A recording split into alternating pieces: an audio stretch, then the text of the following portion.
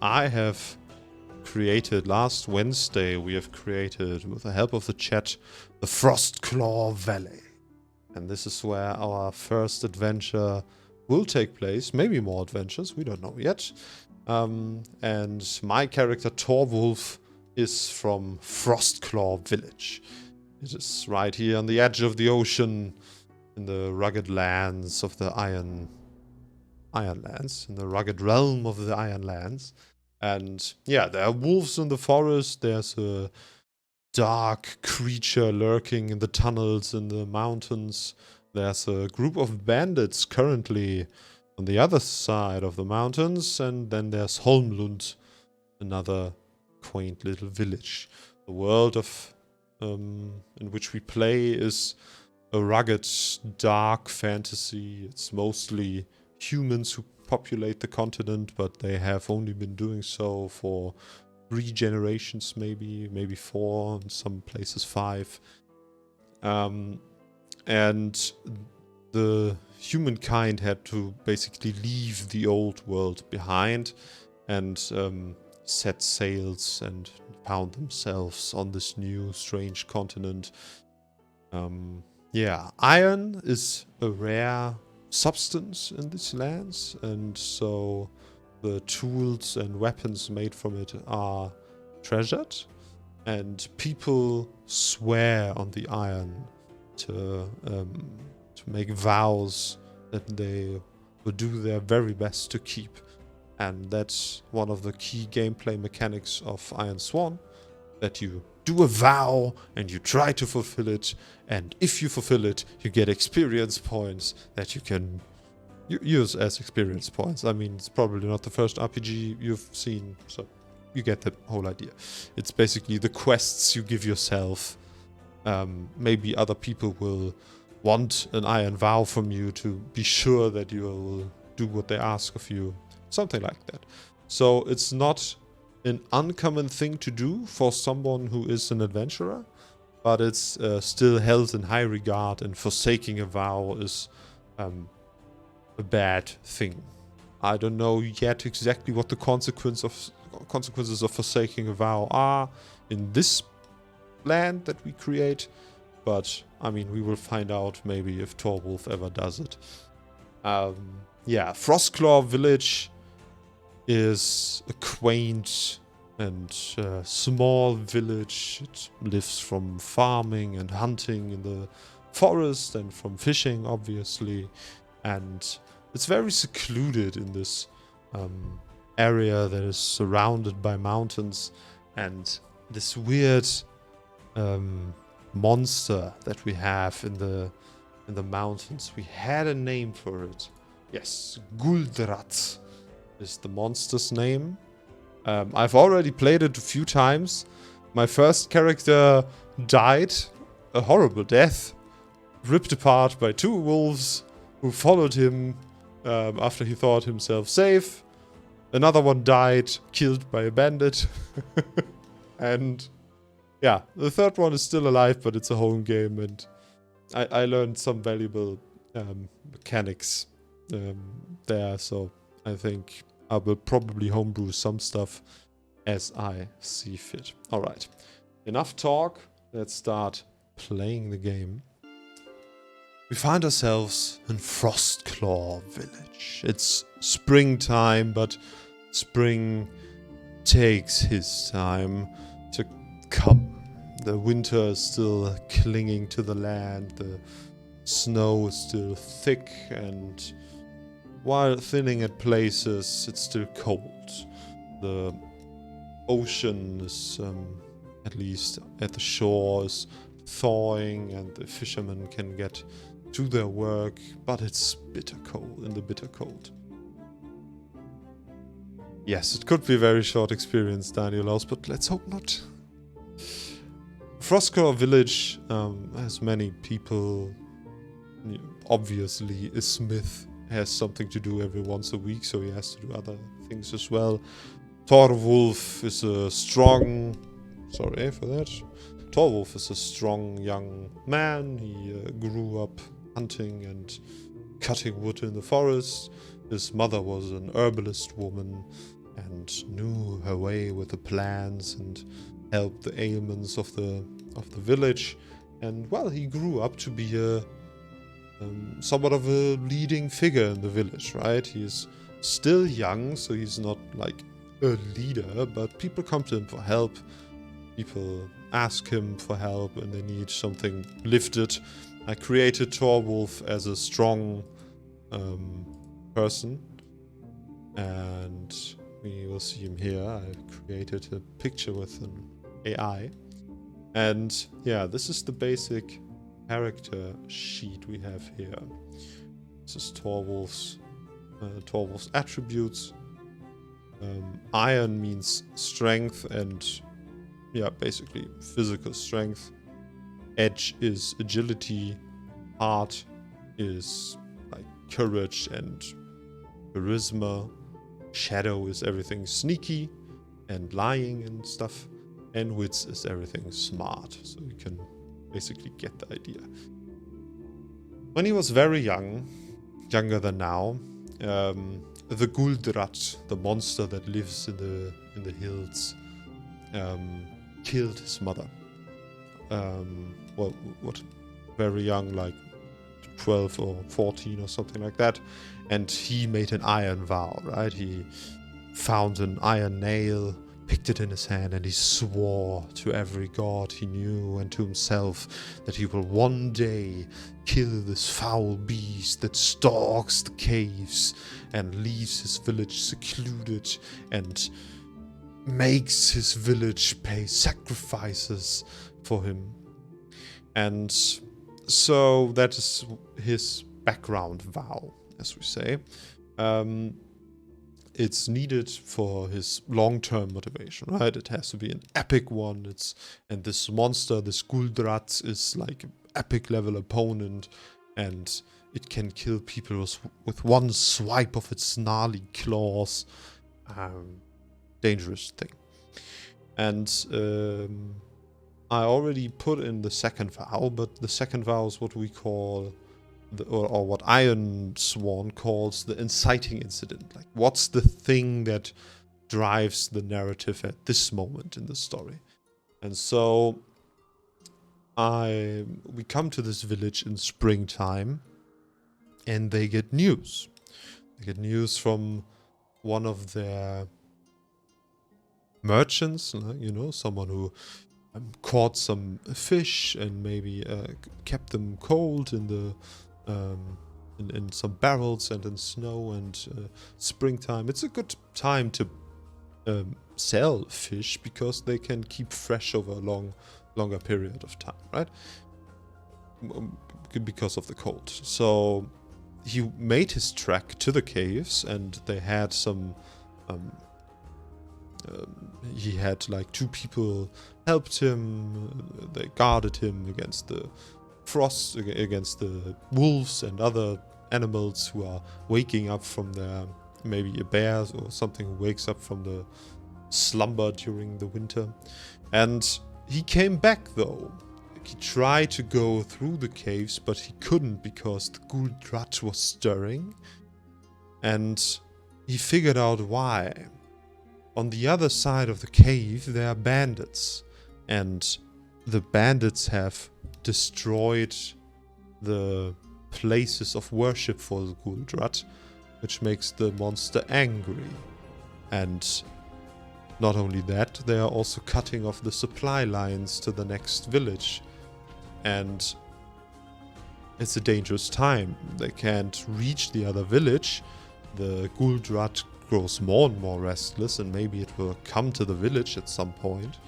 The animals are hungry because the winter is slowing down, so it's not slowing down, and everyone in the village is getting nervous. And so there was a ting was called, you know, where the people gather and they talk about the problems of the village, and they decided that someone should try to get to Holmland, get past the Guldrat, get past the animals in the forest, past the bandits on the other side, and get to Holmland and get help for the village. they need someone who can actually deal with the bandits, who can restore the sacrificial, the ritual places for the Guldrat, who can help the village, because the village is cut off from the other lands if they can't pass through the caves. And yeah, it's a dangerous time. And that is the... Good evening, Nightfierce. That's the basic idea. And so, obviously, Torwulf, our hero, stepped forward and he placed his hand on his axe, on the head of his axe, right? Because he's a woodcutter and he has one of the iron-headed axes in the village, and he placed his hand upon it and he swears an iron vow.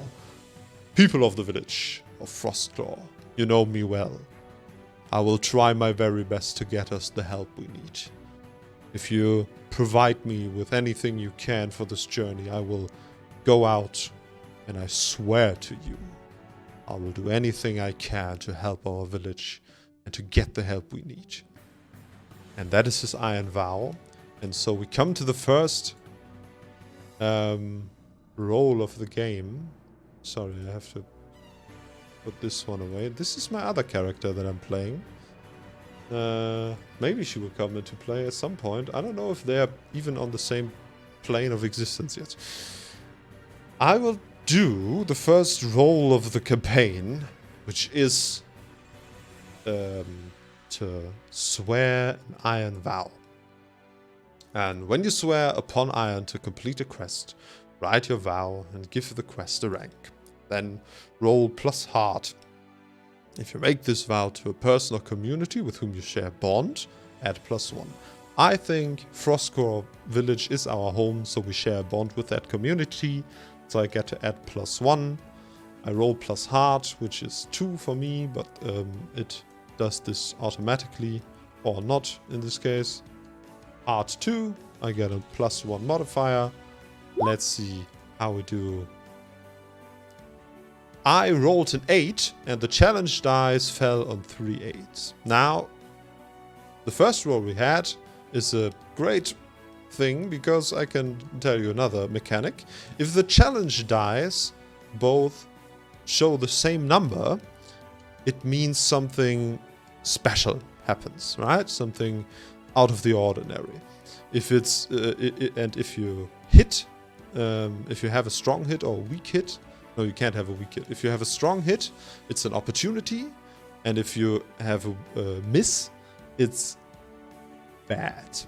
So now I was very lucky. I rolled 2 3s on the challenge dice, and I rolled an 8 on my action score, and so I get to choose what good thing happens to me. And this is where I want to incorporate the chat, right? So think about it. Torwulf is standing there, he swears this vow, people thank him for his work, and now they want to help him.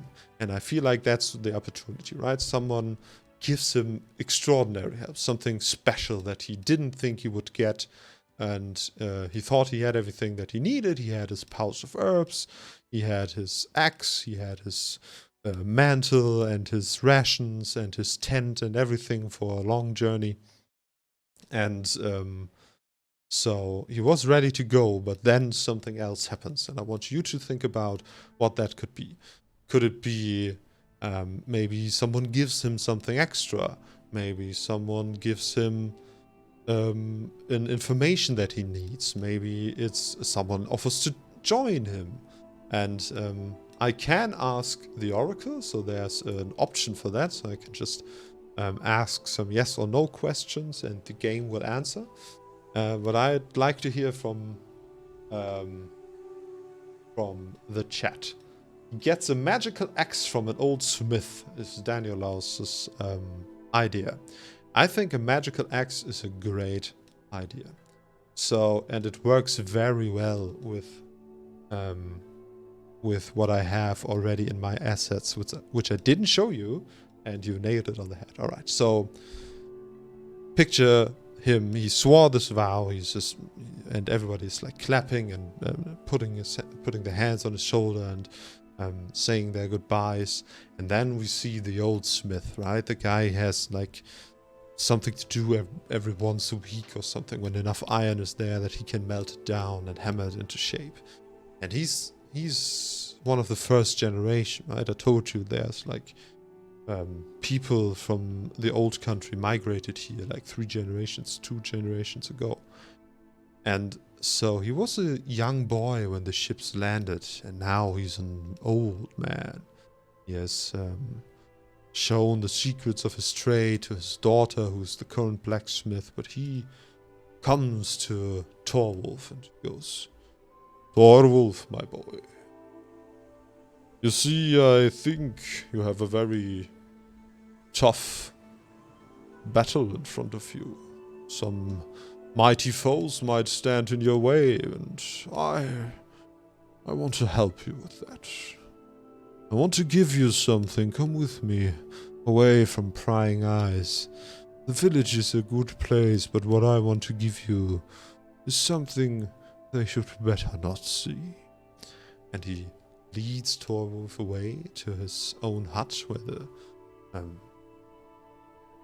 the forge is, and he leads him inside, and it takes a while because he goes and gets a ladder, and he climbs up into the rafters of his own hut, right? There are beams upon, that hold the roof of the hut, and he goes to one of those beams and goes up on top of it and grabs something that is wrapped in leather, and he climbs down the ladder he has and just gives it to Torwulf, and Torwulf goes, "I mean, thank you, old man, but what is this?" "You should open it up, my boy. It's a thing that my family brought from the old world. It's... I hoped we wouldn't need of it, but I feel like these are trying times, and you should have it." And Torwulf opens up this leather bundle, and inside of it is this meticulous great axe. This is not a tool for wood cutting. This is not like your run-of-the-mill axe that maybe any warrior has. This is from the old country, with glistening iron and magic runes inscribed into it. And Torwulf looks at it and goes, "Old man, this is beautiful. You really want to give this to me?" And the old man goes, "Torwulf, this is an instrument of war. It has killed many a man and woman. You should be careful when wielding it, but also look at the rune, the big one, on the shaft of the weapon." And he looks, and it's like this intricate rune that was burned into the shaft of the axe. And the smith goes, "This rune was placed there not on the old continent, but here. There was a druid, I think. He was very shy, maybe. He didn't talk much. He was a quiet type. He came to this village when we just landed and had built some of our huts. And he saw this weapon and he gave it that mark, and he said that when we wield this weapon and pray to the gods of this land, to the old gods, then the wielder would get the power he needed in one strike, but one strike only. So, think about it. Pray on this axe, pray to the old gods of this land, and maybe, just maybe, they will grant you the power to vanquish your foe if needed. I hope you don't have to use it, but I wish you good luck anyway." Torwulf looks at it and nods and says, "Thank you, old man. I will treasure this axe, and I will use it wisely, I promise. The village needs my help, and I will do anything I can to help." And he nods, gives the smith a warm hug, and yeah, without any more ceremony, he just starts his journey into the wild, right? There are forests, there are small meadows. How long is the journey from Frostclaw to the mountains? Maybe 2 days, 3. But only if you find the way, and with the snow and the current weather, sometimes it's hard to even find the way. So Torwulf starts his journey into the woods. And for this, we also have a role in our beautiful Ironsworn thing. First of all, we make a note of the journey. I say it's a journey to Homeland. It's formidable when the Guldrat isn't... it's actually just dangerous when the Guldrat isn't like active. It's epic if it's really if the Guldrat is active, and it's just and it's formidable right now because there are also the bandits, and the Guldrat is stirring, you know, and the animals are hungry. So I made it a formidable journey, which means I can only, if I get a hit on the die, I can only mark 1 square. So it will, and then I can roll when I have enough squares. I can roll and see if I successfully end the journey, or if something bad happens at the end of it, or something like that. This is basically how it works. And so we start to undertake the journey. You roll on wits, and I think I get a +1 if I start from a place with which I share bond, which I do, Frostclaw Village. And so I get a +1 at the beginning of my... wait, before I do that, there's something on Swear an Iron Vow. Strong hit. If you're emboldened and it's clear what you must do next, ask the Oracle of Sure, take +2 momentum. Right, this I forgot this one on the swearing. I swore the Iron Vow to get help, and I got a strong hit and the opportunity with the axe and everything. And so I get +2 momentum. Momentum is something I can use to win despite having a bad roll. You will see how it works when I use it. Alright, let's undertake the journey into the forest and to the mountains. The Guldrat and the bandits await. Let's see how it goes. Right, now we have our first miss. Let's, the rules pretty clearly state what happens. On a miss, you are waylaid by a perilous event. Pay the price. Pay the price means there's this move, and I roll on a random table, and it tells me at least the direction of why this didn't work. Something of value is lost or destroyed. Alright. Now, the first hours of the journey go really well, right? There's like the sun is shining and he sets out and he's motivated. He made a vow and he wants to help the village. Then the clouds come in and it starts to snow heavily. The wind picks up and vision becomes hard to see. Still he presses on, right? He's motivated. He wants to help. He goes and goes, and it takes him 2 hours to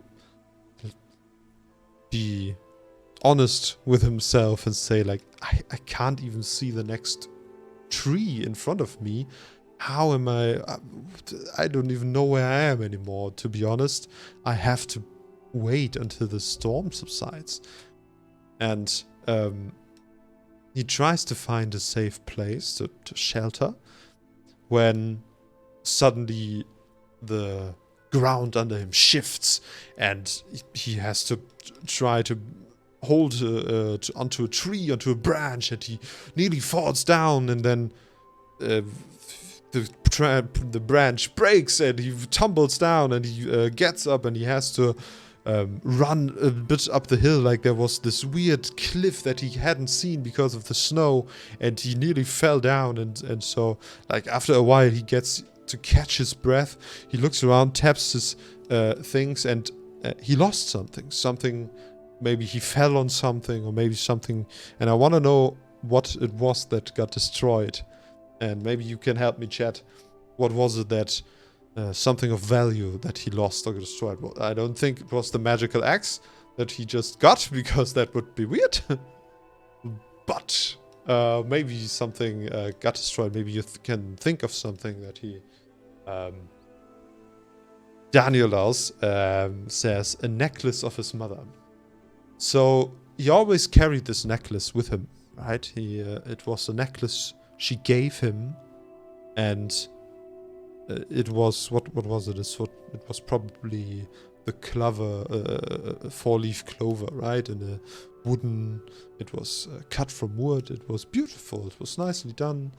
Like, it wasn't a masterpiece or anything, but she made it herself, and she gifted it to him for luck, you know, to have luck. And he always had this necklace with him, and suddenly it's gone. And he looks around, and he's shocked. He's like, no, not the necklace. I need it now more than ever. The Guldra, the bandits, I can't leave the necklace here. But I swore an iron vow, I have to get going. And he's like in this crisis of what to do. And I think... yeah, chat, what do you think? Would he, like, stop his journey to look for this necklace? Or would he press on? I feel like he would stop, but I don't want to make this choice alone. The way I described it by accident feels like this is a very important item to him. And... like, he would at least take an hour to look for this necklace before he moves on. Alright, maybe I use this as an opportunity to show you how I would roll for it.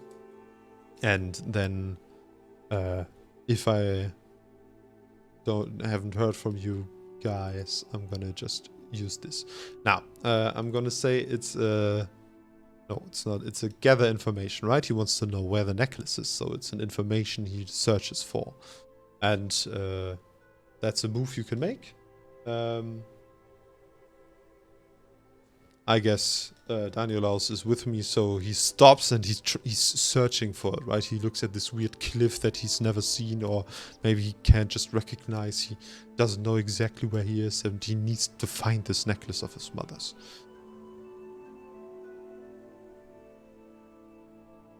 That's a miss as well.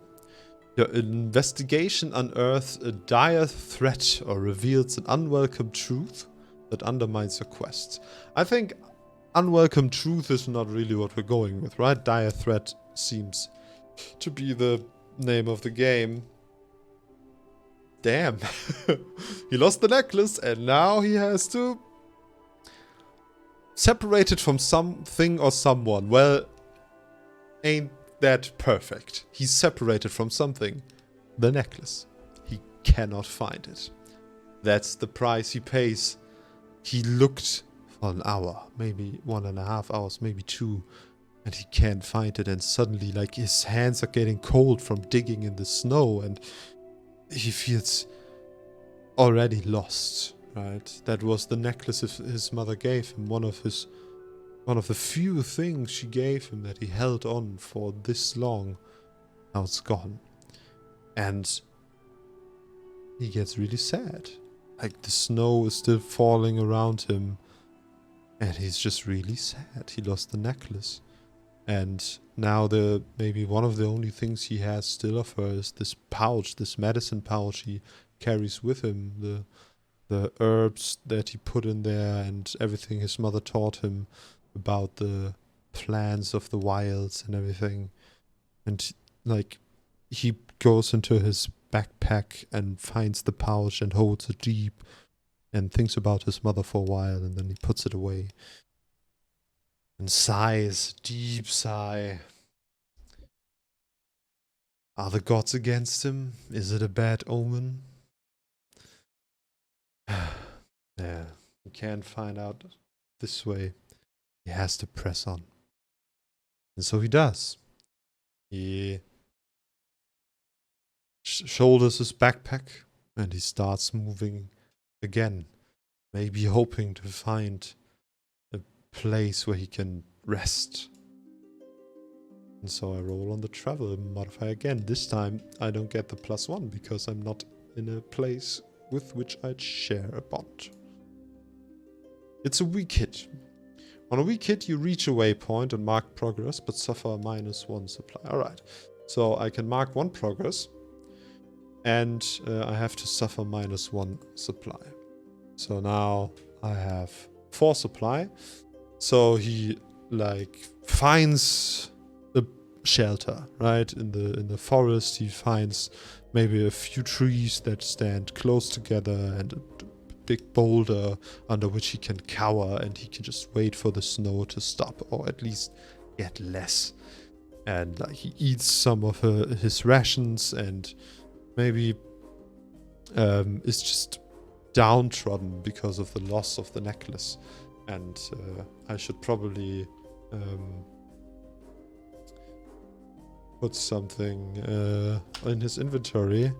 It is now a big magical fighting axe, and yeah, I have the bundle of dried plants. The bundle is a present from his mother, right? From his mother. So he cherishes this one. Right, maybe an hour passes, the snow starts to get less and less, the snowfall gets less, and he starts his journey up again. Like, he wipes his nose, he goes, alright, I have to get the help for the people. This is not a place for him to stay. He can't go back now. And so, yeah, he made camp for a while, but then he presses on.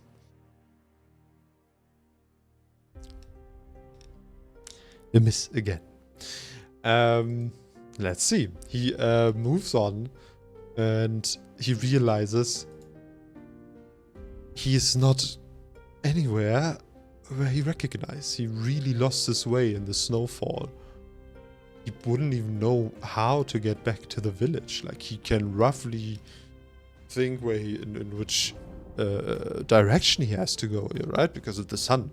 And the sun this time would be in the south, so he had to go in the other direction. But through the snow, the sun is this diffuse light in the sky, and it's hard to navigate in the snow in an area he never saw. And then a new danger of foe is revealed. I think I'm gonna keep this one simple.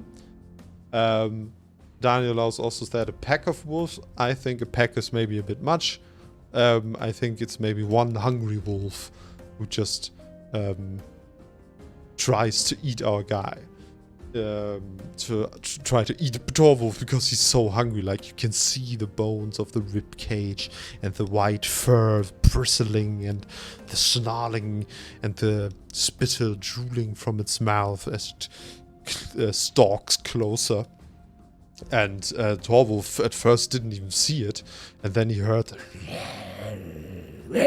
from the beast, and he turns around and he picks out the axe, and then he realizes, I never prayed to the old gods.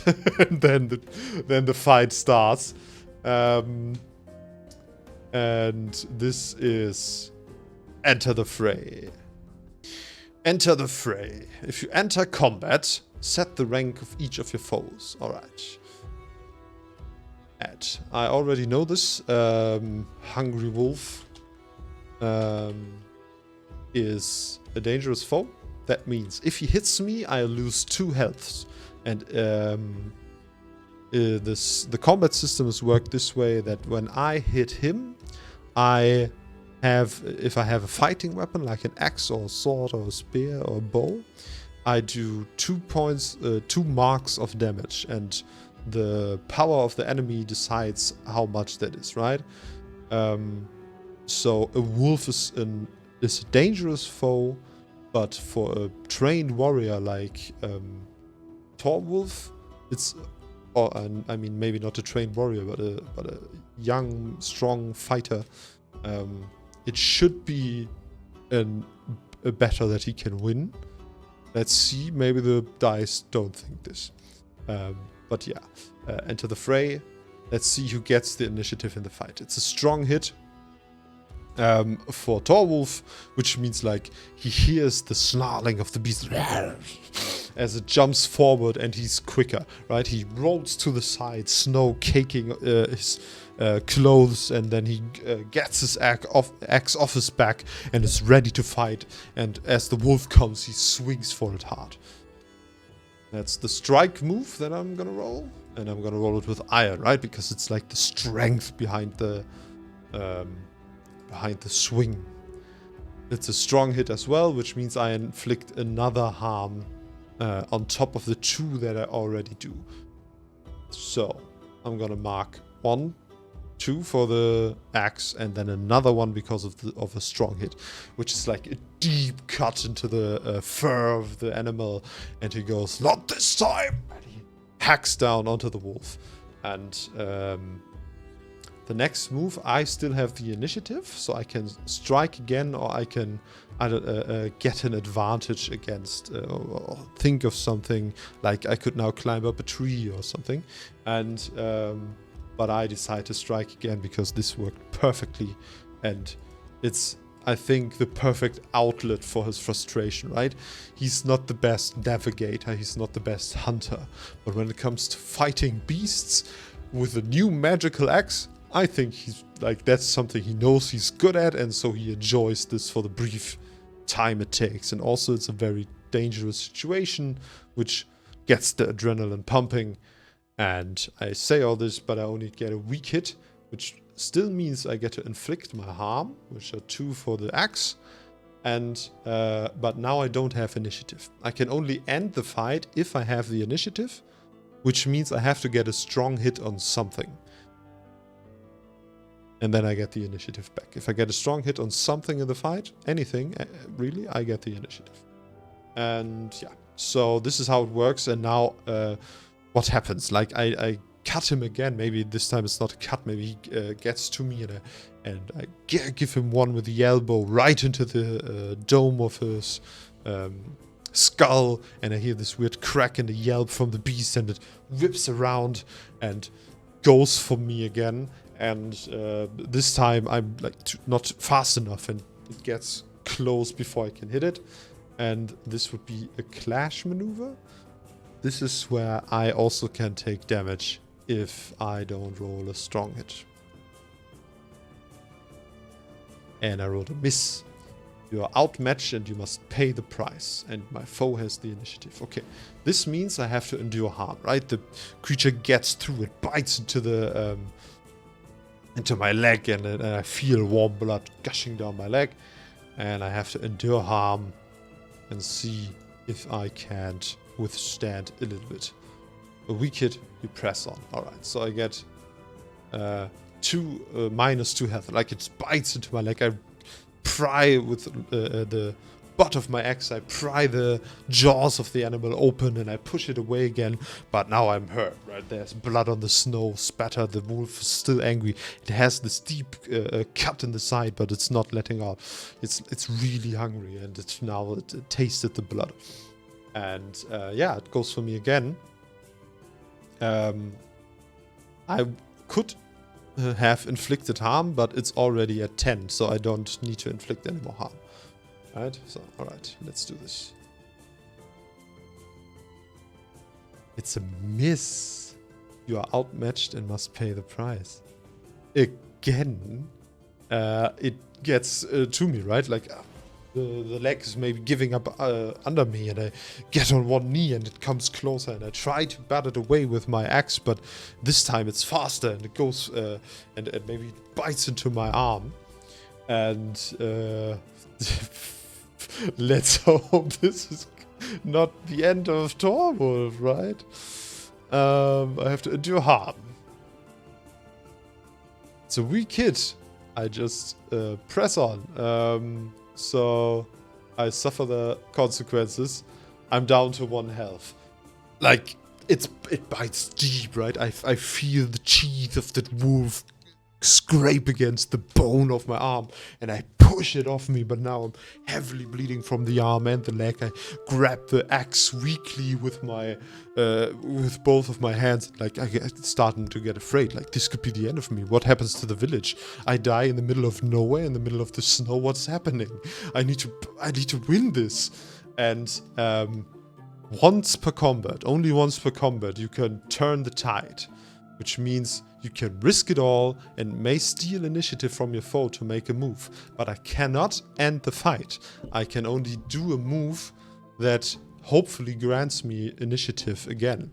And of course I choose to strike because this worked already, and I'm just hoping to God that to the old gods that I hit him, and also I don't get any damage if I miss, right? So that's important.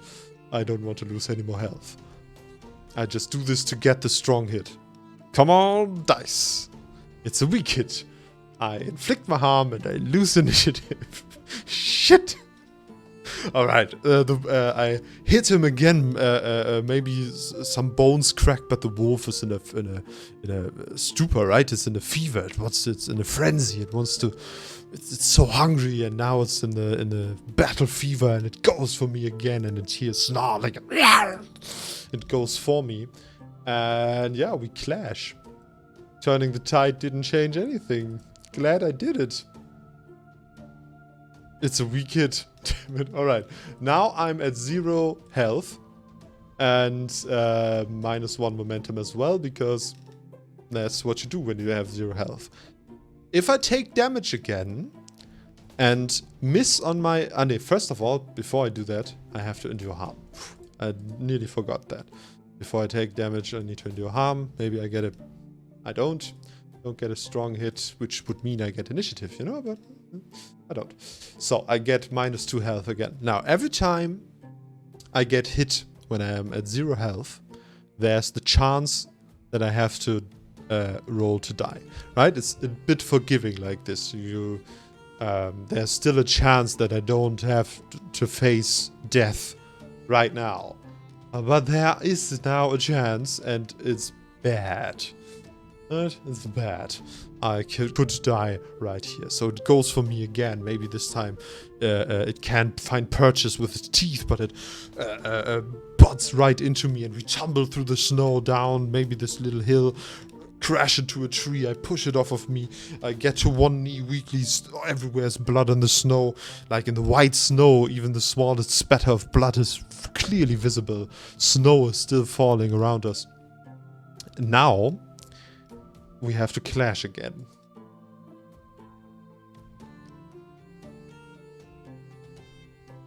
Finally, it's a strong hit. I take +1 momentum. And also, I'm wondering why is the music so peaceful? Well, I don't mind. It doesn't matter right now. I got a strong hit, right? So we clash. I got a strong hit. I inflict my harm. I don't need to. I get the initiative. So the crash against the tree was everything I need, right? I pushed it in front of me. Now I'm back to one knee. I grab the axe, and it comes to me again. But this time it's slower. It also has a big wound, cracked bones, and the steep snow is slowing it down while it's coming bounding towards me. I aim for it, and then I try to end the fight. And for this, I have to put in the progress that I made, right? So I have the 10 progress more. I can't get more. And now I just hope that the challenge dice don't roll 2 10s, or 1 10 would be bad as well. Just roll under 10s. Come on. Right, of course, because why would this adventure start any different, right? It's worse. Now we can decide. On a weak hit, the fight is over. The animal is dead, right? I get the axe into its neck, the blood splatters over me and the snow and the tree behind us, and we both fall to the ground, but something else happens. It's either worse than I thought. I'm overcome. Maybe a new danger or foe appears. I suffer collateral damage. Maybe something of value is lost. Maybe an object falls out of reach. Or maybe I'm marked for vengeance. Well, I'm not marked for vengeance by the wolves, right? I feel like endure stress would be the natural thing. Like, it's very stressful, this situation. First the necklace, then he's lost, and now there's a wolf that tried to kill him and nearly succeeded. I feel like this is the right thing. But we could also say that a new danger or foe appears. And so I will now show you the Ask the Oracle thing, right? We have two things. It's either just stressful or another foe appears. And I think it's very unlikely that another foe appears, and it's more likely that it's just stressful, but we will let the Oracle decide. If the Oracle rolls a 76 or higher, then another foe appears. If it rolls 1 through 75, it's fine. Well, fine. It's stressful still, right? Motherfucker. This is what I get for letting the dice decide. Alright, another foe appears. What could it be? What is the other foe that appears now? The wolf is dead. It lies dying. The last breath is gone. The blood is still warm on my body. I feel a throbbing pain in my leg and my arm. And the next, and I I just lean against the tree and I'm like, oh, this is the worst day of my, and then I hear from behind me, and I turn around, and, well, what do you know? It wasn't a lone wolf after all, was it, Danielaus? It is the next wolf. Alright. Yeah, it makes perfect sense, Danielaus. He smelled the blood, and he heard the sounds of fighting, and, well, he found a very weakened foe. And I hope I don't die now. Otherwise, we can make a new character to find out what happened to Torwulf, right? Let's hope, though, that he survives. We clear the thing and, like, weak from the blood loss, and but, like, the adrenaline comes back because this is a life or death situation. So Torwulf, right? He's a warrior. He's a strong lad, and so he just gets up and spits out some blood, and he goes, well, let's get this going, and makes a move toward the wolf, and the wolf makes a move towards him, and, well, we enter the fray again. Thank you, Oracle. On the next week hit, this is just stress. I'm not doing the Oracle again. If I survive. Let's do this. Of course it's a miss. Of course. I don't want to survive. Damn you. Alright, on a miss. Combat begins with you at a disadvantage. Pay the price your foe has initiative. Alright, let's see what happens at the beginning of this fight. The current situation worsens. How? How does the current situation worsen? What do you mean, the axe? I should have prayed to the axe. Yeah, I didn't. I couldn't because the enemy was right there again. Or is the axe gone? Another wolf? You want to kill me, Danielaus, right? But I mean, it's a chat participation, so I get it. I get it. It's my own fault. But okay, let's say it's a pack, right? It's more than one wolf. So I'm gonna up the danger. Now when I make a mark, I only mark one. Like the journey over it. To get to 10, I have to hit him a lot. And they can hit me all the time. I'm at 0 health. And I have to roll if I die. So, yeah. Torwulfs Story may be a short one, but not without bravery. Nitrios plays the song I Will Survive in the background, and we hope for the best for our strong hero. The current situation worsens, so like I see the wolf, I make it, I go, let's do this, and then I stop in my tracks because another shape appears, and then another one. 3 other hungry wolves who followed the 4th one, and who are stalking me right now. All right. They have the initiative. But the axe is magical. An axe named like Wolfslayer. Alright, tell you what, if I kill all these wolves, the axe will be named Wolfslayer. But yes, the axe is magical. But also it requires a prayer. I have this as an asset. It's a ritual called Leech. When you mark your hands or weapon with an intricate blood rune, that's the rune I described on the shaft of the weapon. On a strong hit, the rune thirsts for fresh blood.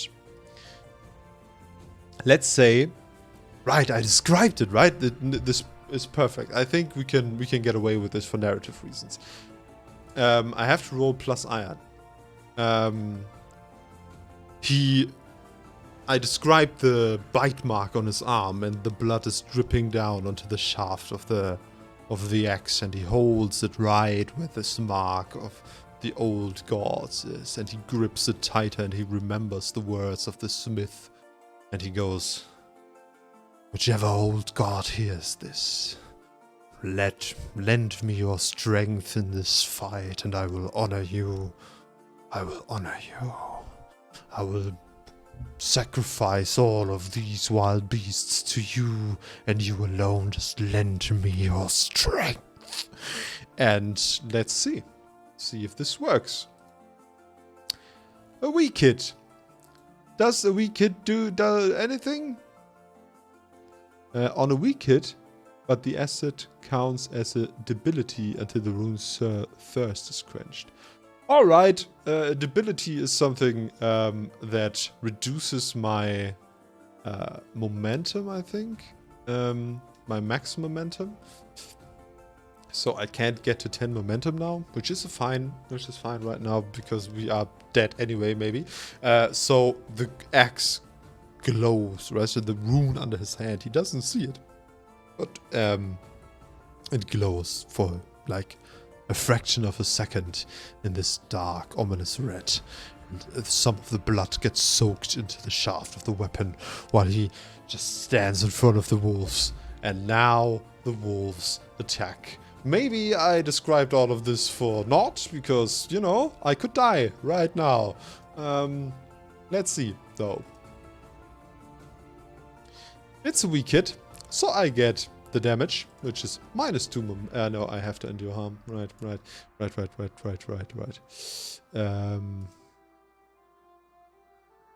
It's a strong hit.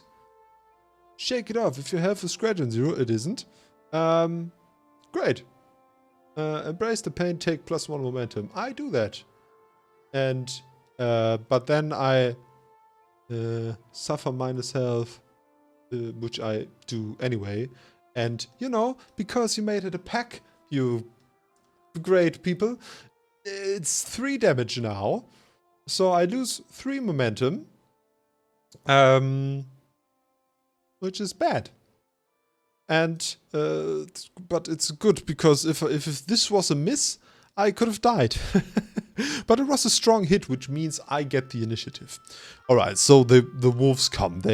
Maybe these are just glancing blows, right? I already described 2 major wounds on my body, and now they're circling me, and they jump at me, and they bite at me, and maybe they scratch at me with their claws. But I move through the snow, and it's deep snow, so it's everything looks like it's like in this slow down time, but it's very difficult to move in the snow. So it's these slow movements, but all of them are very dangerous. And now I have the initiative, and I can strike at them, and I really want to hit. I really, really want to hit. Come on! It's a weak hit. Inflict your harm, but lose initiative. Question: can I? Now, one time only, when you make a move to inflict harm, which I did, reroll any dice and inflict +2 harm on a hit. Alright. Alright. I'll do that. Alright,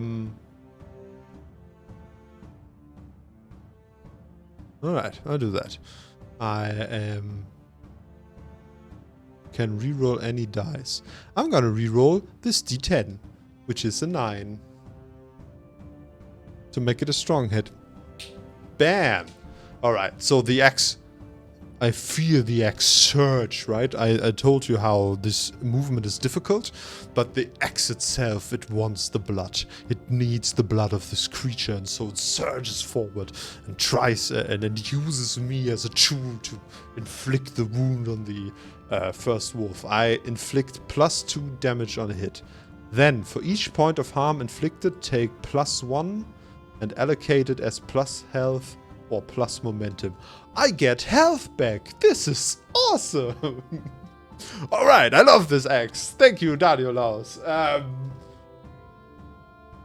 Don't feel bad. It's awesome. It's very engaging. I am very much into this. Alright, I make 2 for the axe and another 2 for the leech, right?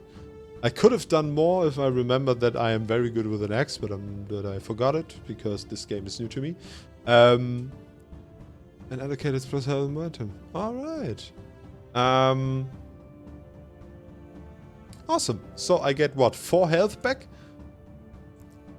Right. I have made 4 progress, so I say I killed one of the wolves, right? I killed the one that I just hit. There are now 2 left. And like, I surge forward, plant my axe into the neck of the beast, slam it down, and yelp, and then nothing. And the gaunt look of the hungry animal gets, like, ever so faintly even gaunter. Like, it gets, like, some of the blood of this animal got sucked away by the axe and fills the barrel of the axe, right? I feel the surge of energy through the palm of my hand, and it surges through my body, and I feel like the dribble of blood is lessening down the arm, and I feel my leg again like it has healed, and I look up and I look at the animals, and I'm like, oh, you're in for it now, you stupid wolf bitches. And I'm just you know, I had a strong hit, so I'm gonna strike again. And this time I'm gonna use my Sunderer feat, which means when you strike or clash in close quarters, you may suffer -1 momentum and inflict +1 harm. And I'm gonna do that. I'm gonna suffer -1 momentum, and then I want to attack them and do more harm. That's what I want to do. Stupid wolves trying to kill me only because I got 0. Fuck! What I meant to say was this is bad. Your attack fails, you must pay the price, right? He's overconfident. The wounds cleared up. He feels the surge of energy. He goes for the wolf, and the wolf hops out of the way. He just misses him completely, and now there are 2 wolves coming for him. But I want to pay the price to see what happens. A person or community you trusted loses faith in you or acts against you. Now, this is one of the circumstances where I feel this doesn't make any sense, because there is no person or community that trusted me that I even see here, that is in the scene at all, and to introduce them now would be really weird and not at all what I was going for, so I'm gonna roll again. It forces me to act against my best intentions. Right. I think I can interpret this in a way. Instead of attacking, right, I wanted to attack them, but the wolves are still at me and snarling at me, and I look upon the, and like I made a move, but then I stopped in my tracks, and I felt my hand going down to the wolf that I've killed, and just like get into the wound. My hand gets into the wound without me even realizing what I'm doing, and I'm looking at my hand. It's full of the blood of the beast, and I smear it across my face, and taste the blood on my tongue, and it tastes good. And I'm like a bit shocked by this savagery that I've never displayed. And I look and I see the rune of that was only on the shaft of my weapon, now firmly branded into the palm of my hand. And I feel like this is forcing me to act against my best intentions. It's a creative way, but I think this is cool. Maybe we will find out later what that means. But for now, the fight rages on. I lost the initiative. It's the wolf's turn, and we have to clash with them. Or actually, I think at this point, I would try to get out of the deep snow. It's like I cannot fight them here. They are too fast, and I try to secure an advantage to get out of the deep snow. And to get out of the deep snow, I think it would be strength. Yeah. So I'm gonna roll with that. So weak hit is short-lived, so I get +1 momentum, but the wolves are on me, right? It's not like I can't catch my breath or anything. They're right behind me. I get out of the deep snow. I get a better footing around me. I whip around, but there they are, right at my heels, trying to bite at me again. I couldn't get away from them. And then we clash. Man, this is taking energy out of me, this whole fight. It had to be a pack of wolves, right? It had to be. Damn, it's a miss. I must pay the price, which means I do harm. Let's see.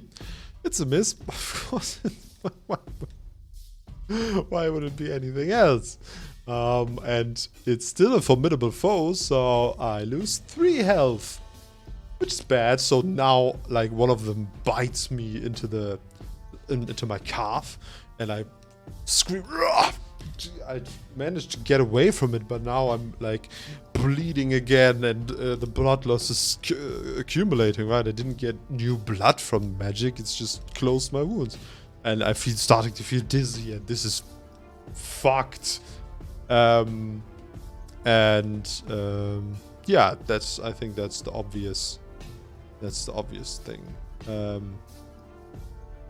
Right.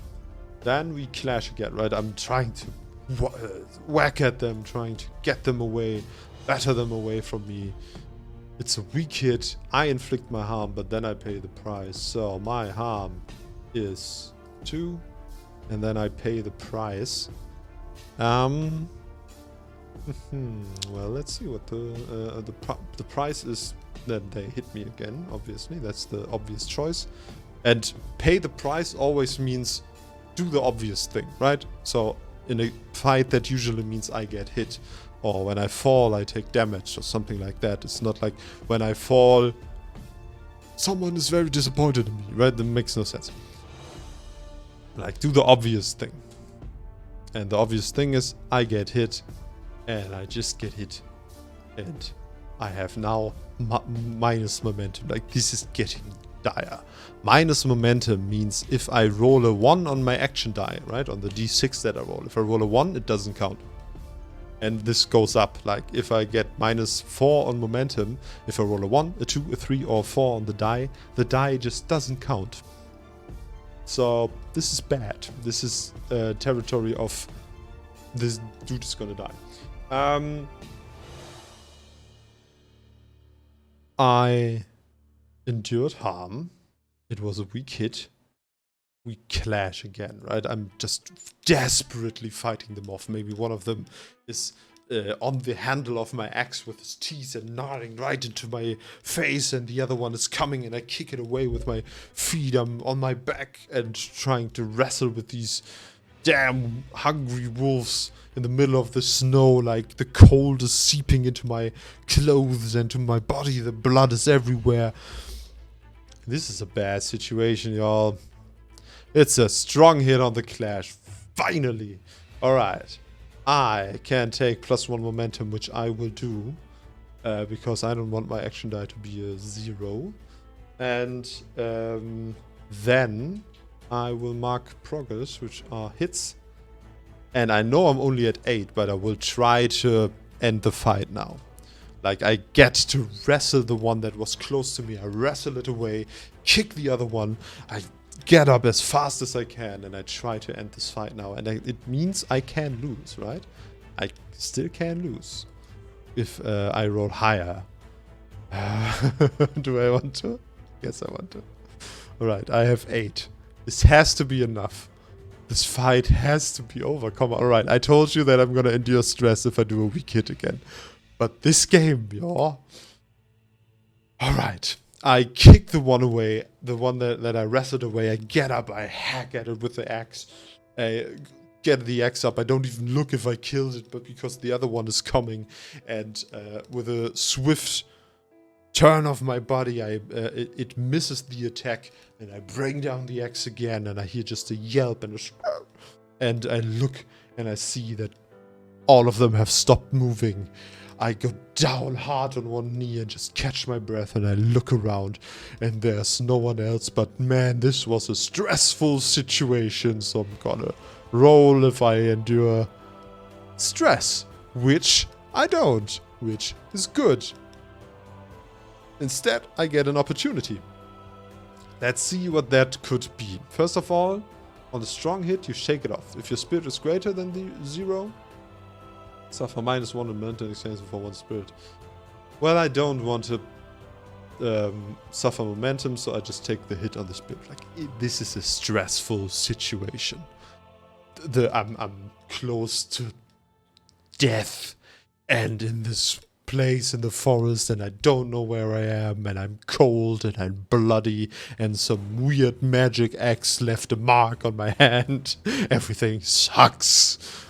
But also there's an opportunity. Now, I can interpret this any way I want to. And I feel like I'm gonna ask the Oracle. Dear Oracle, is this opportunity, is it someone I meet? Or is it like a possession or a thing that I find? Is it someone I meet or a thing that I find? I say yes is someone I meet, and no is something that I find. No, it's something that I find. All right, guys, you know what I find, right? That's right, Daniel Laus. I find the necklace of my mother in the snow. Fuck yes. I look at it like in disbelief. I look down and I'm like, God. And I look at the mark and I'm like, old God. I have not learned enough of the ways of the old gods of this land, but you protected me. And I see this as a sign, and he grabs the necklace. I see this as a sign that you blessed me this day. I will learn of your ways. I will try to find out what it means to worship you. Whoever this druid was that drew the mark on the axe, maybe this day was fated, I don't know, but I will see it as a sign. And I think it's the perfect moment to make an iron vow. And like, he takes the iron head of the axe, grabs it, and he goes, I swear to you, I will learn more of your ways, and I will learn to become better at wielding this mark on my axe and find out what it means to be a follower of the old gods. And this is an iron vow, I swear. Art is 2. It's a weak hit. Yeah. You find you begin with more questions than answers. Like, it fits perfectly, right? With the narrative that we established. I'm weak. I made this vow as a thank you to the old gods. And I just sit back, take the necklace around my neck again, and wow, this just happens. And then I look at my leg and it's like bleeding into the snow. And I look at my arm and I see like the scars of the teeth, and they look like they have healed over, like the wound was a week ago. And I look at the axe and I go, this is so weird. But thank you for this. And like, I think back to the smith who basically saved my life with this weapon. This just happened. And then obviously, like, I crawl back a bit from the dead bodies of the animals, and I try to heal my wounds. And because I am the son of a herbalist, when you attempt to heal using herbal remedies, and you have at least +1 supply, I do, may choose one, add +2 on a hit, take, or give additional 1 health. I think, what is the heal roll? Wits or iron, with whichever is lower. Wits is 2. I think I'm gonna take the +2. Yeah. I'm gonna take the +2 on the roll to make sure. But this is it? Damn it. Alright. So it's a weak hit.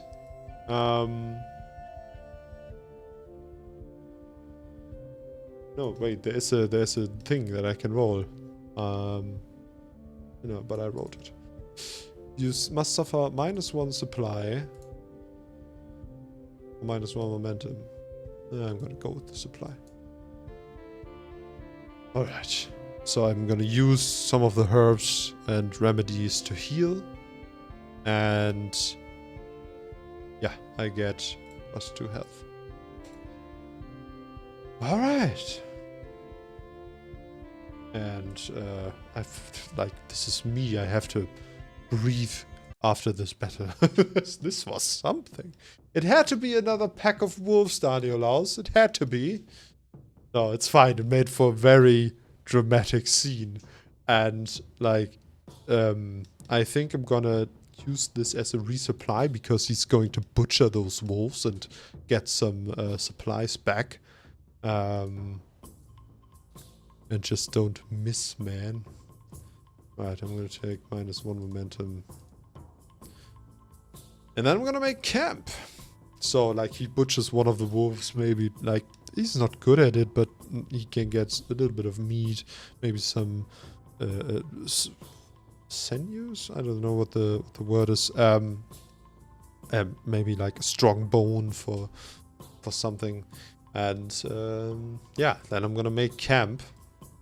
I'm gonna hitch his tent. He needs to dry his clothes. He needs to get warm and stitch his wounds better and everything. And so I'll make camp. We could choose one. Take +1 health. Take +1 spirit. Take +1 momentum. I think I'm gonna take the health. If I have to fight more animals, I don't. Like, alright, so like he dries his clothes, he beds down for the night. He doesn't know exactly where he is. The snow is still falling. He needs to sleep. The animals, he buried the animals in the ground so they won't attract any more predators. And he's just exhausted.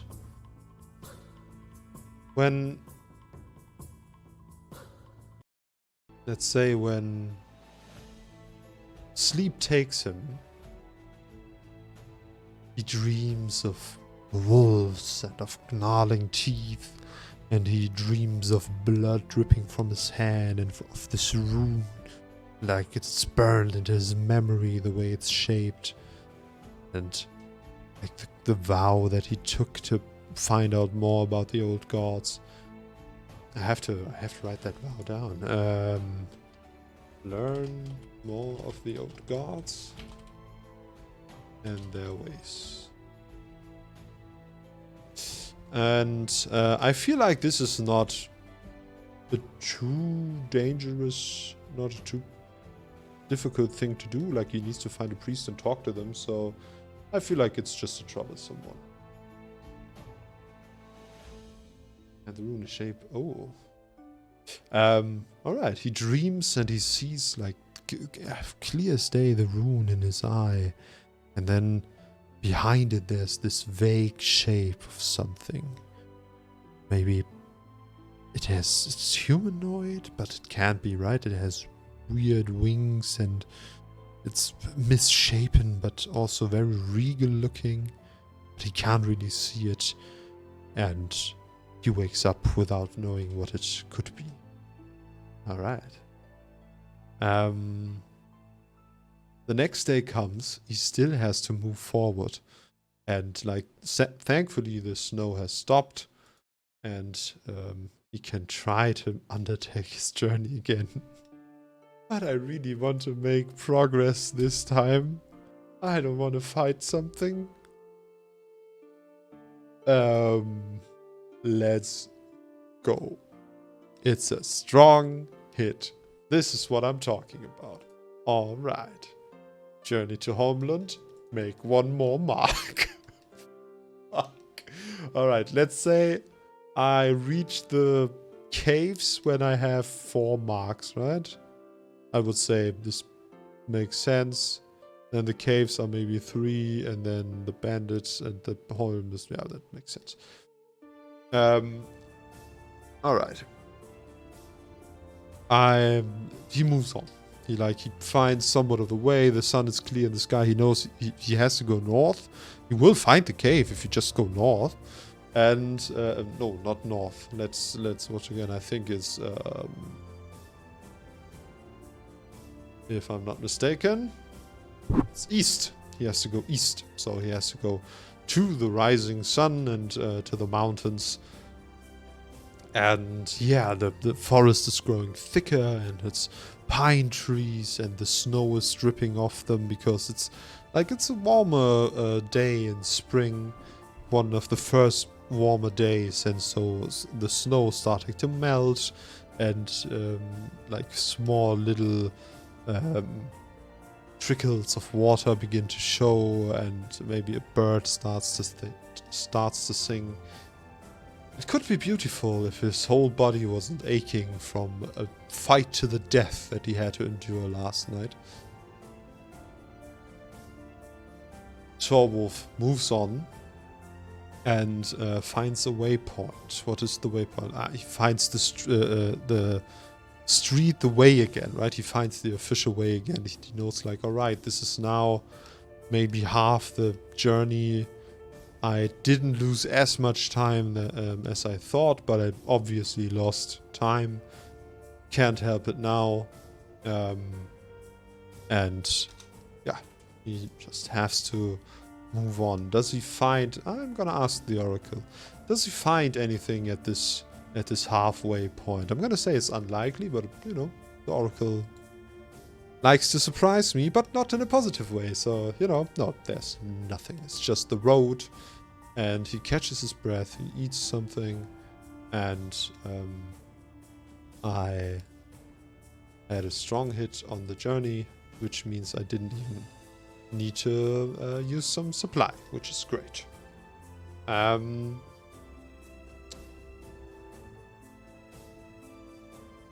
could lose 1 supply and get 1 momentum. I think I'm gonna do that. Yeah. I can always hunt or gather food in the evening and hope to refresh my supplies that way. Alright, the forest is still beautiful. It's a beautiful spring day, and Torwulf keeps marching on. And I have to roll again on Undertake a Journey. Let's see. It's a miss. A miss waylaid by a perilous event. Right, let's hope it's not an animal, right? And it could be something else. Causes a delay or puts you at a disadvantage. He was... what could it be? I'm gonna ask chat. I have an idea, but, maybe you had something else in mind. What could delay Torwulf at this point? What is something that would slow him down and be in his way to getting to those mountains? If you have an idea, just post it in the chat. And thick layers of snow and ice. Wait a minute, I forgot something. Let's, we're gonna do that. Thick layers of snow and ice it is. Like, it's frozen over and it's maybe an evil aura. That's also a good idea. But first things first, in the morning, still at the camp, he looks at the axe and he takes of his little fire that he has, right? He takes a glowing amber stick, like it's still smoldering and it's still hot and still the red glow, and he starts to carve a rune into the axe as well. Like, not a magical rune, he just wants to name the axe. It's the rune for wolf and it's the rune for slayer. So this axe is now called Wolf Slayer because it helped him survive this fight. And you know what I'm gonna call that?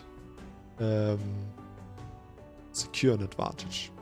Because he tries to steal his heart, right? Like his resolve. In the morning, he tries to help himself, and it worked, and he gets like a small boost of confidence when he looks at the words, and because he's reminded of the fight that he won. He will always be reminded of this brutal fight that he won, that he survived, and that he will live to tell the tale. And I'm gonna a big magical axe. Wolf Slayer. And then zip, the time moves on, and we are back at the middle of the road, and I mean we can combine your two ideas, an evil aura and thick layers of snow.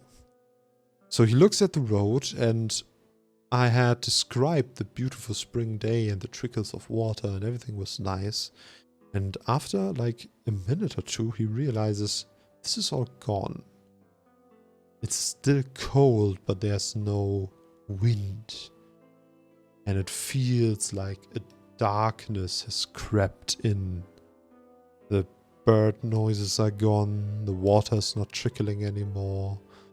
There's just this aura of palpable evil and maleficence in the air, and he feels like a shiver down his spine, and he takes out his axe, and he's so careful while moving on. I think we should roll on sneaking, which is just a roll on shadow, which he's very bad at.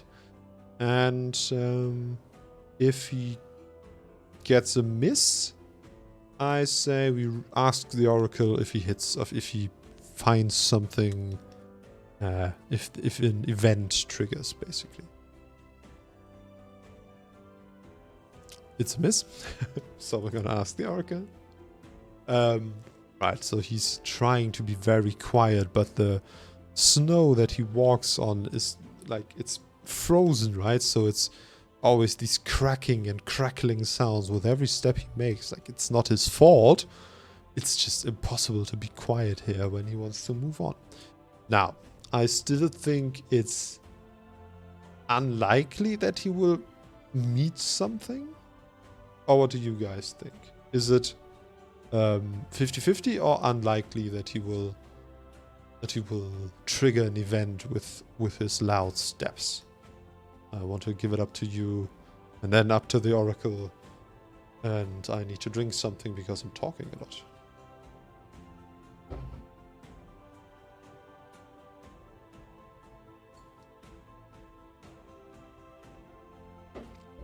$50-50?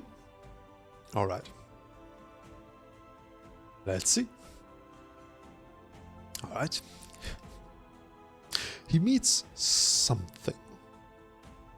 Now, there's an palpable aura of evil.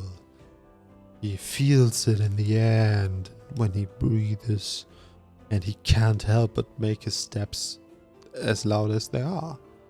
He grabs his axe, and before he meets anything, he grabs it he looks at the rune, grabs it harder, and again prays to the old god and says, "Whatever evil this is, I know it can't be of you.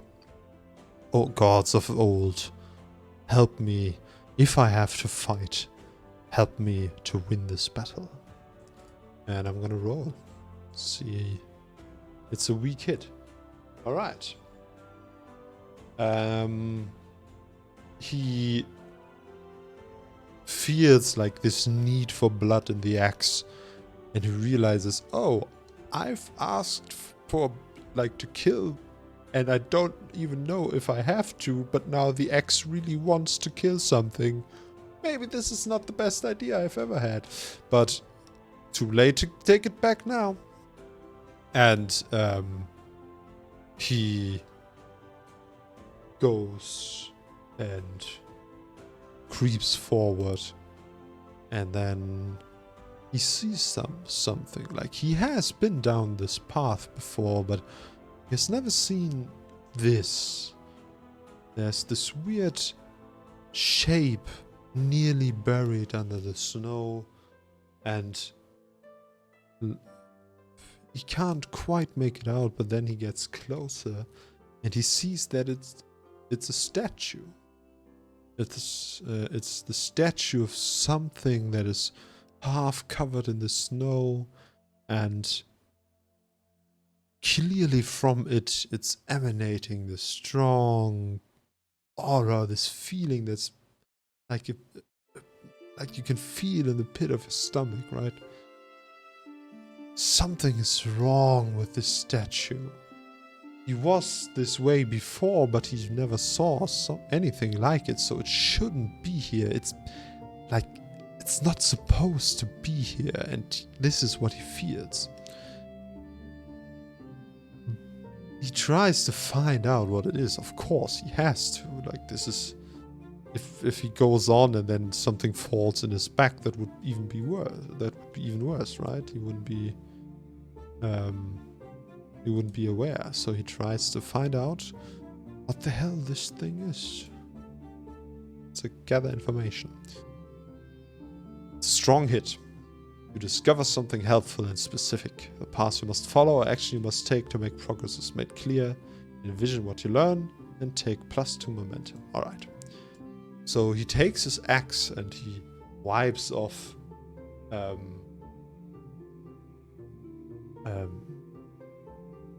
the snow from the statue, and he feels like the second the axe touches the statue, it's like a deep resonance there, like the axe wants to hurt this thing or whatever is depicted by it.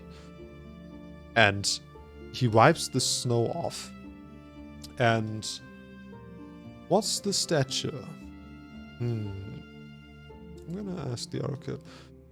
Is the statue of a human? Yes. Alright. The statue is of a human. Is the statue older than the people, older than the humans that that came here from the last continent? No. So it was clearly made by people that came here from the last continent. But it is covered in runes, these weird runes that he cannot read, that Torwulf can't read, and they seem to resonate with the rune he has, but not in a way that they are synergistic, but more that they are antagonistic, like they don't mesh, right? Like they are enemies. And in his mind it makes sense. The rune on his axe was given by a priest of the gods of this land, and the runes on the statue was made by people, and the statue and the runes upon it were made by people that came to this land.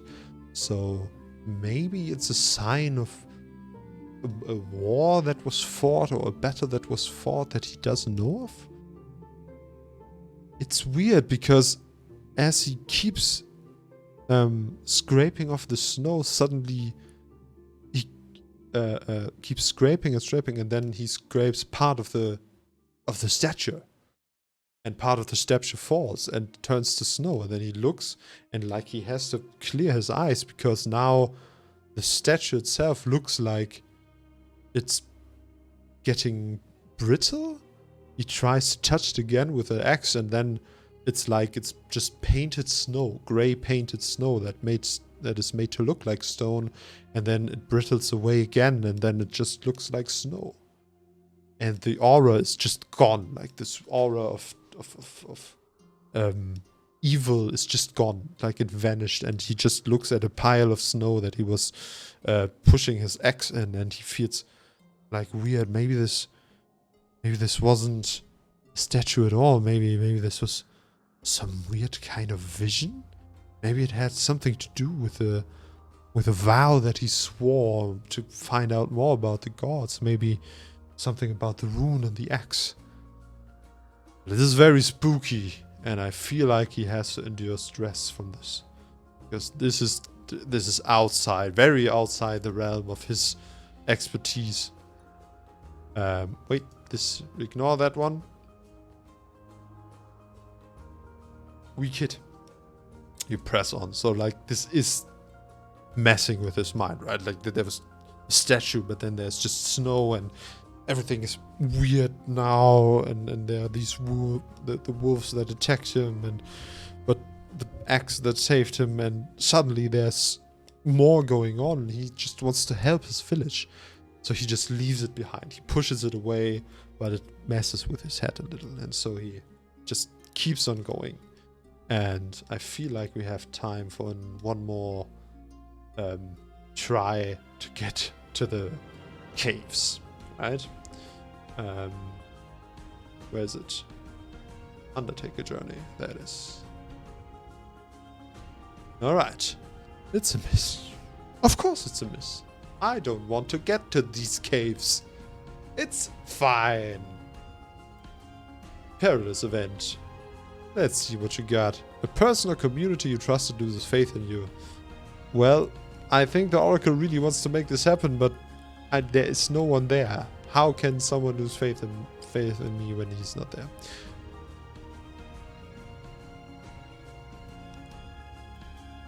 Alright. This is fucked. A new danger or foe is revealed. Alright. I'm gonna give it to you again, chat. What is it that is revealed? I can ask the Oracle, I can make assumptions myself. I don't feel it's like another pack of wolves. I feel, well, the X wants blood. That is true. That is true, the X wants blood. So, foe being revealed makes sense. But what is this foe? What is this foe? I have an idea, but a wild hog, a boar, a big boar. All right. I think a boar, the wild hog, it's not as dangerous. It could be as dangerous as a wolf, right? I think there are actually. There are rules for it, and I don't have them inside of my head, so I'm gonna look them up right now. Give me 1 second. Foes and encounters, animals, boar. The boar is dangerous. Alright. So it's the same problem as the wolf. A wild hog. And, yeah, it wants blood. Why is it attacking me, though? Why is a wild hog just out of nowhere attacking me? You know what? I have an idea for that as well. Alright, like, nothing happens. He just keeps on walking on his way, and then turns around and, like, with breath coming from its nostrils, like, sharing, it's like, intently focused on Torwulf, and it just goes for him, and He didn't hear it appear. He didn't see anything. He just sees this animal coming for him. And, well, he has to fight it, right? Like, he has his axe in his hand. And he's like, he doesn't even remember grabbing the axe. And so we face danger. We enter the fray. And see... This is a strong hit. This is great. +2 momentum, and you have the initiative. Alright, I have the initiative. I'm gonna use my asset as a axe wielder. I'm gonna go down 1 momentum, and then I'm gonna attack this stupid hawk. Hawk? Hawk. Anyway, I'm gonna attack it. It's a weak hit. Inflict your harm and lose initiative. Though, now, this is 2 for the axe. 1 for the... because I'm good with axes. And I get +2 harm. So this could be a short fight. Could still be bad. But I already have, like, I give it a big whack with the hack, with the axe. And I get 2 health back, right? And I can get... What can I get back? Momentum. Because I did...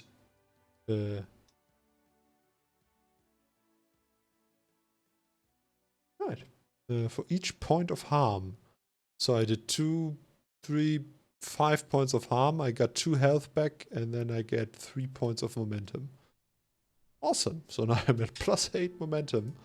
And I just hack into this animal, and then the animal comes for me, tries to get me, and I hit it again, which doesn't change anything. Then I have to pay the price, so it like rams me into the leg, and I maybe have to roll over. Yeah. So this is -2 health again, and then we clash again. I'm trying to be fast at this point because, like, the time and everything, and because I have something very specific in mind for the end of this fight. But on the other hand, maybe I can't be this flippant with it, because I inflict harm. I can't inflict any more harm, but it inflicts still harm on me. But I feel like it's so weak that it inflicting further harm on me would be unrealistic. On the other hand, it's the obvious thing, so I'm gonna pay the price and do harm. Maybe I'm gonna change this in the future where I'm like, alright, I've got 10 boxes full. Maybe something else than just hurting happens. I don't know, let's see. Nope. Fuck. So, again, it gets me. This time, one of the tusks rams into my other leg, and I'm like, oh, fuck. I was very confident, but now this seems to turn bad.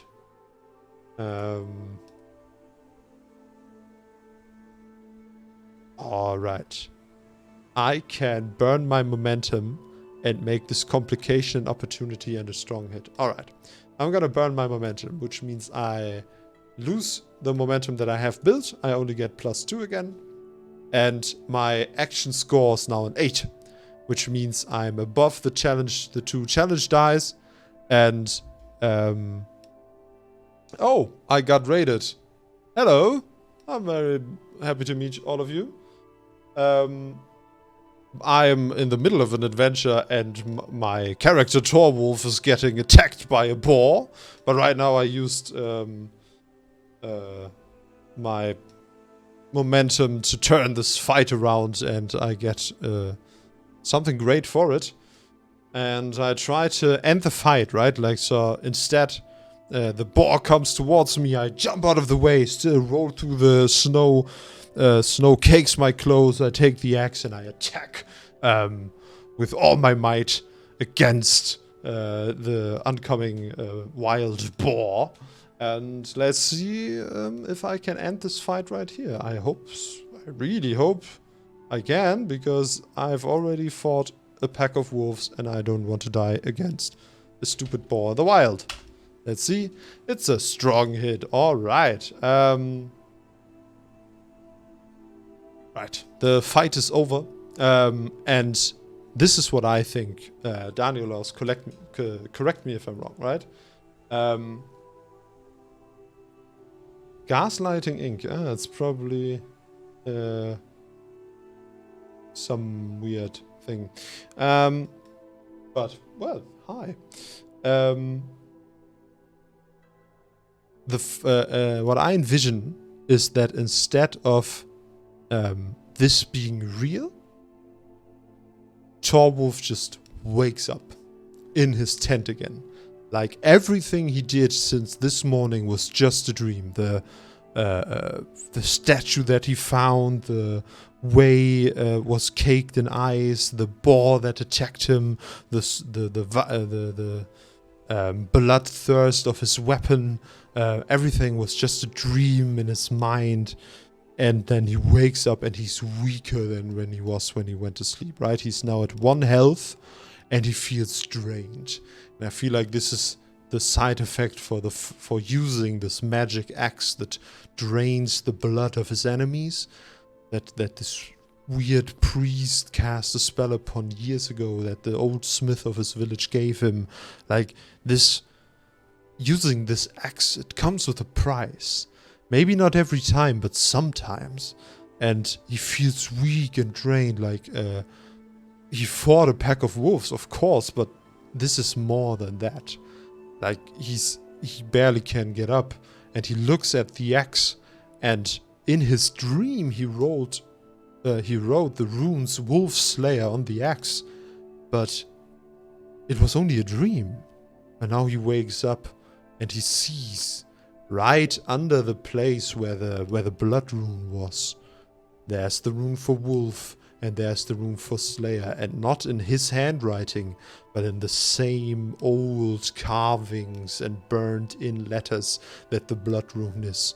And he looks at Wolf Slayer, his new magic axe, and he gets a little bit frightened.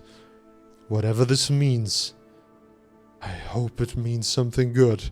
And he just looks up and hopes to the old gods that this is what he needs to fulfill his quest of saving his village, right?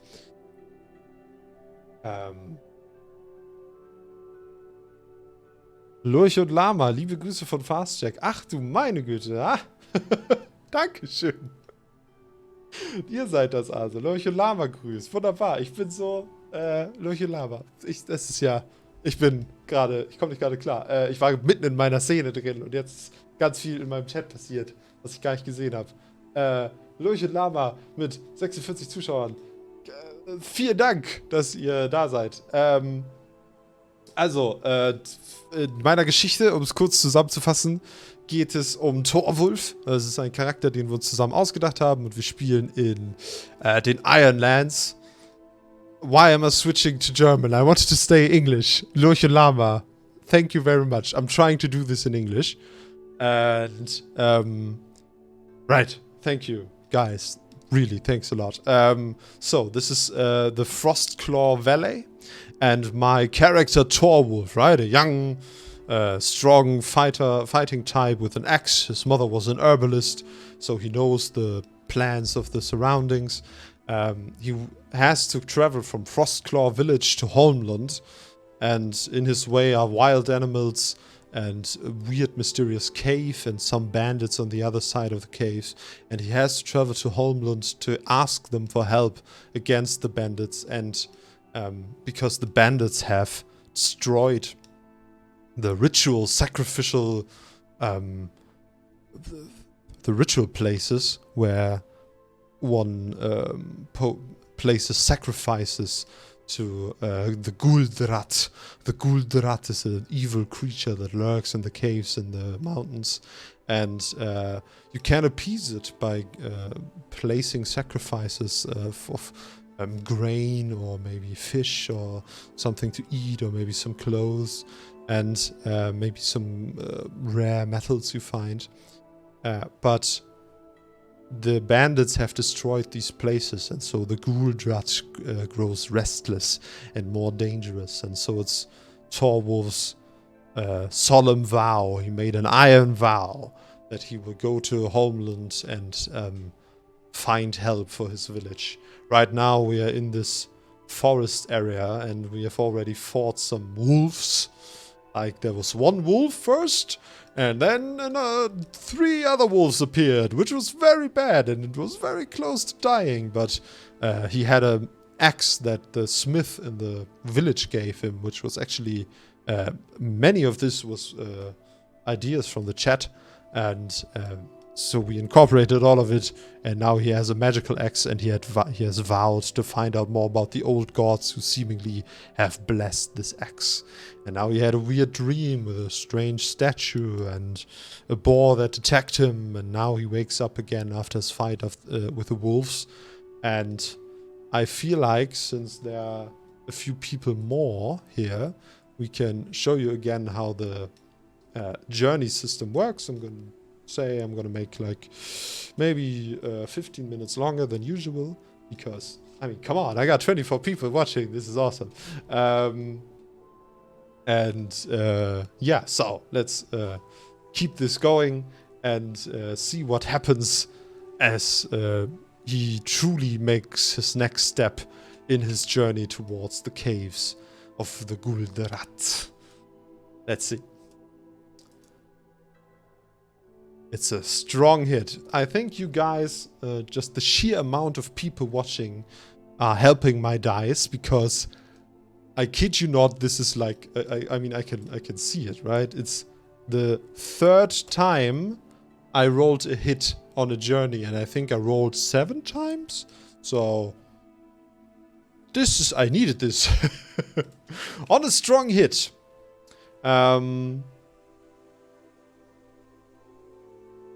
You reach the waypoint. The waypoint is unknown to... If the waypoint is unknown to you, envision it, and then you mark progress. I have marked the progress, and now we want to envision the waypoint. So, what is the place that he finds himself at? Right? It has to be on the map. It has to be between, it has to be in this forest and maybe close to the road to the caves. What is this place? And I'm asking you, chat, now. Like, what is the place he finds himself at? Keep in mind that it was a good roll, so it could be something nice. It could be something maybe mysterious. And I'm gonna give this over to you to maybe like throw something in there to tell me what it is that he finds. A clearing. Daniel else has a clearing. Maybe someone else has another idea.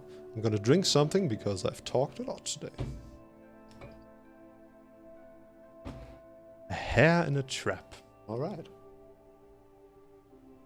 Since Daniel Laus has done a lot today already, I'm going to go with a hare in a trap. So the day starts very promising, right? The snow from the last day has completely subsided, and Torwulf is full of energy. He has fought this. He has fought these wolves, and he's fought the boar in his dream, and he seems to understand that there's a path that he's on now, and he hopes to these old gods that they mean well with him, but he keeps pushing forward. And he's in the middle of the forest, and he's trying to find the road that leads to the caves again, because he lost his way in the snow yesterday. Remember the bad rolls that I talked about?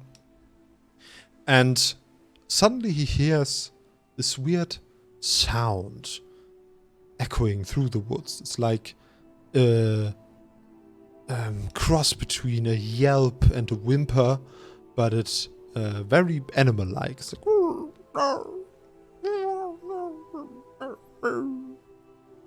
And he walks towards it, and there he sees, right next to this, at first it's a clearing in the wood, right? It's like a big clearing, and there's this, a weird steam is in the air, and he sees that there's this crystal clear lake He has never seen it before. He's lived near these woods a long time. He's never seen this lake before.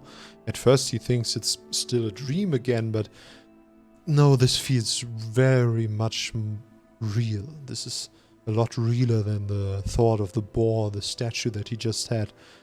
And he sees this lake and he sees like a little bit of steam coming off from it, glistening in the cold morning air. And next to the lake, near a tree, there is this trap made from vines and just natural materials, like bent over small trees that have been used to like put some pressure on it and to snap around something if it walks by. And in this weird natural trap, the make of which Torwulf has never seen, there is a deer. It is trapped in the in these weird vines and this weird plants that grasp it, and it has like these big deer eyes, and it's very much in a panic and doesn't know what to do. It tries to rustle its way, but it's obviously already weakened. It has to be in this trap for quite a while now, and yeah, it just looks around. He can't see anything else. Sorry, Danielaus. I feel a hut would be not what I'm envisioning right now. But it's a good idea. There's this trap. It's a very serene place. Like, it feels like untouched, even though there is a trap and an animal that is in there. It feels like something was here, but something that is part of nature. And he tries to find out more, I think. He tries to find out if he can find any tracks, or if he's very careful after his last days. He won't be trying anything, but this is free food in a trap already made. And if he can get it and get away, this is a huge win. Win-win. And let's see if it works. It's a strong hit again. All right. He goes towards the... I get 2+2 momentum through this. He goes towards the deer, and he finds ever so slight tracks in the snow. Like, they are very shallow, and he has no idea what creature can just touch the snow ever so slightly when walking. He looks at his own legs, and he's like crunching through the snow, right? Even though he's trying to be quiet, and he's very careful. Every step of his is clearly visible in the snow. Danielaus, his axe doesn't want blood. His axe, he prayed to the axe in the dream, remember? So it's not activated as of now. I mean, you can say the axe always wants blood, but we don't know that yet. For the mechanics, it doesn't give him a debility or something. So he sees this weird tracks around the deer. And I ask you, chat, would Torwulf see these weird tracks and still try to take the deer? Or would he go back? Since it's not just my character, but our character, I don't want to make this mistake alone. Tell me. Does he do it? You can answer, he does it, he doesn't. So he does, he doesn't, or we're gonna ask the oracle and leave it up to the dice. I want to know from the people who are watching. What do you think? He does it, he does not, or follow the tracks, is Danielaus. Is he starving? No, he's not starving. He has supply, so he has food for the... it would help him. The journey seems to be longer and taking more of his supplies than he thought. But he can also hunt himself, or maybe... yeah. Follow the tracks is also said. let him be a valiant guy. Yeah, I think so too. That so I don't see anyone saying, yeah, kill the poor trapped deer. I also don't think he would be freeing it. Like he's a good guy, but he's not like the freeing a deer from a trap kind of guy. I think follow the tracks seems to be the consensus here, so I'm gonna go with that. He's gonna follow the tracks, and maybe we can find a good cliffhanger at the end of the tracks. All right, let's see. What can I do? What can I roll for this? Face danger, maybe? Yeah, he's gonna follow the tracks, which means he's gonna do it with observation, I feel, right? So it's gonna go wits. Like he has to find these shallow tracks in the snow, like something walked just on the top layer of the snow. It's a miss. You fail. Progress is undermined by a dramatic and costly turn of events. Alright, now this happens. I have 1 health. This is, I want to tell you this. I have 1 health. This is not good. He has not activated his axe, as I have clearly stated. Let's see. Something of value is lost or destroyed. Alright. What happens? What is that the thing of value? Let him hang off a cliff. Alright. Alright. Something of value is lost or destroyed. Tell me what it is that is lost or destroyed. That is also a question. To let go of his axe? Of his magical axe, really? He needs to let go of it?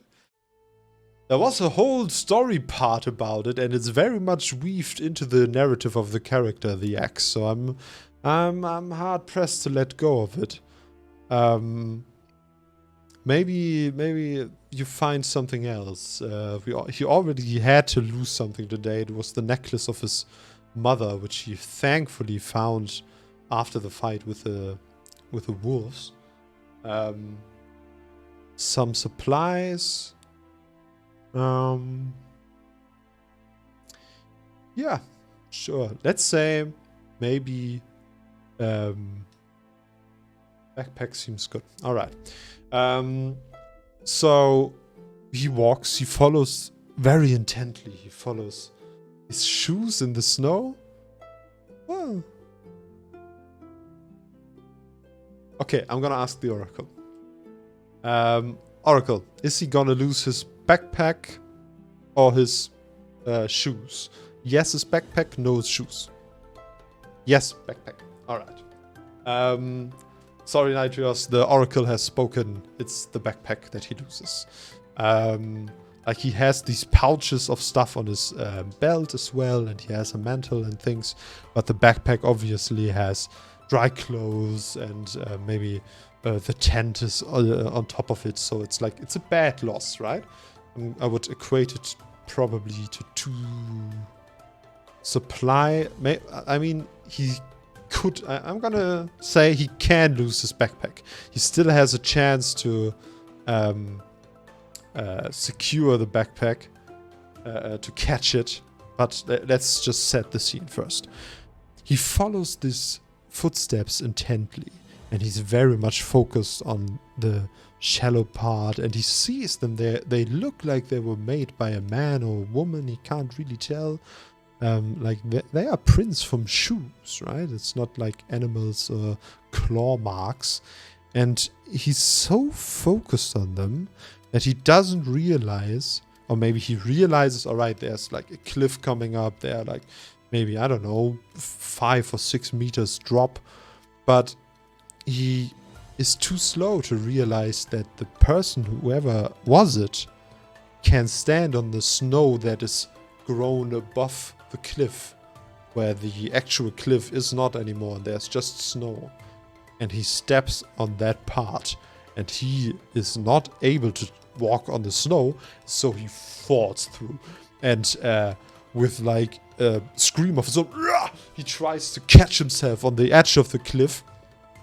And at this moment, like one of the